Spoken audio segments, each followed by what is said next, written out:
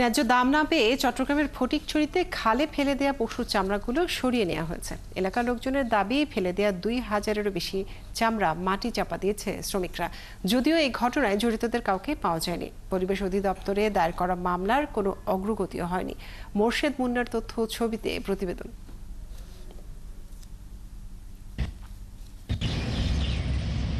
গেল মঙ্গলবার চট্টগ্রামের ফটিকছড়ির রোসাঙ্গিরি ইউনিয়নের তেলপাড়ি খালে পশু চামড়া ভাসতে দেখেন এলাকার মানুষ, যার পচা দুর্গন্ধ ছড়িয়ে পড়ে পুরো এলাকায়।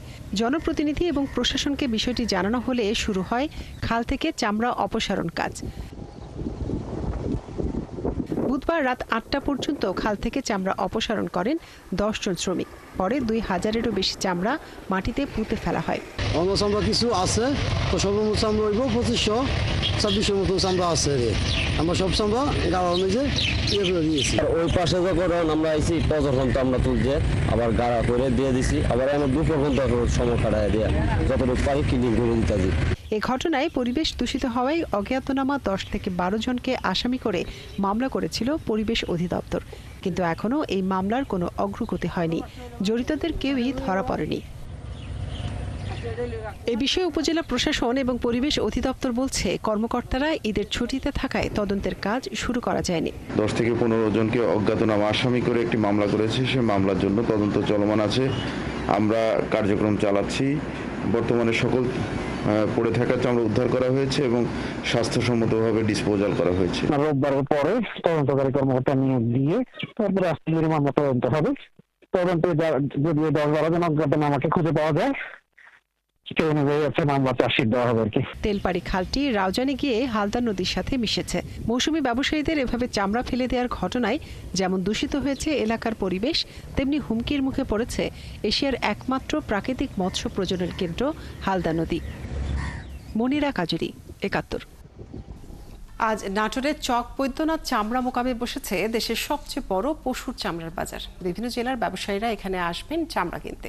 ট্যানারি শিল্পের সাথে জড়িত ব্যবসায়ী এবং স্থানীয় ক্রেতারা আশা করছেন সরকার নির্ধারিত দামে তারা ভালো মানের চামড়া সংগ্রহ করতে পারবেন। এ বিষয়ে আরো জানবো আমরা। আমাদের সাথে যুক্ত হচ্ছেন সহকর্মী বুলবুল আহমেদ। বুলবুল, হাটে বেচাকেনা কখন শুরু হবে এবং কত ক্রেতা সমাগমের আশা করা হচ্ছে? হাটে আইন শৃঙ্খলা পরিস্থিতি কেমন রয়েছে, বিস্তারিত জানাবেন।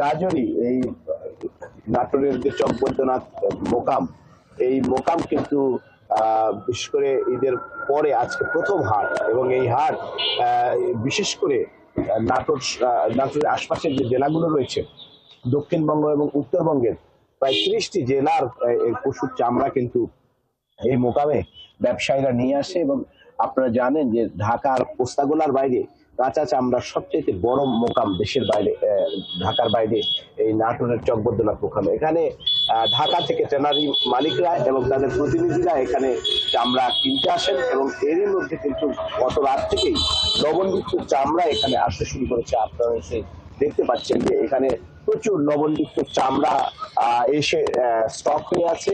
এই চামড়াগুলো 12টা-1টার দিক থেকে বেশ করে বিকেলের দিকে কিন্তু এই হাটটা শুরু হবে। এবং আপনারা জানেন যে চামড়ার যে ব্যবসায়ীরা তারা কিন্তু গভীর রাত পর্যন্ত এই চামড়ার কারবার করেন, সে কারণে কিন্তু তাদের ঘুম থেকে উঠতেও কিছুটা দেরি হয়। এবং ঢাকার যে ট্যানারি মালিক বা তাদের প্রতিনিধি যারা এসেছেন, তারা এই হাটে দুপুরের পর থেকে আসবেন এবং এখানে কেনা বেচা শুরু হবে।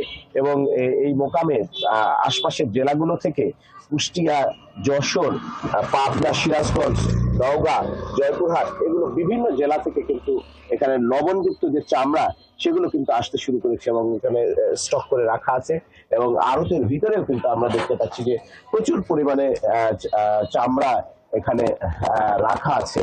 এই চামড়াগুলো কেনা বেচা হবে। এবং এবছরে কিন্তু নাটোরের যে মোকাম, সেখানে প্রচুর চামড়া আমদানি হচ্ছে এবং এই চামড়ার মান ভালো। আপনারা জানেন যে নাটোরের যে চামড়া, নাটোর মোকামের যে চামড়া, সেটি কিন্তু দেশের অন্যতম সেরা চামড়া হিসেবে গণ্য করা হয় এবং বাংলাদেশের চামড়াই পৃথিবীর মধ্যে অন্যতম গ্রেড 1 চামড়া হিসেবে আমরা বিদেশে রপ্তানি করে থাকে। বুলবুল, আপনাকে অনেক ধন্যবাদ যুক্ত থাকার জন্য। দর্শক, নাটোরের চক বৈদ্যনাথে চামড়ার বাজারের খবর জানাচ্ছিলেন আমাদের সহকর্মী।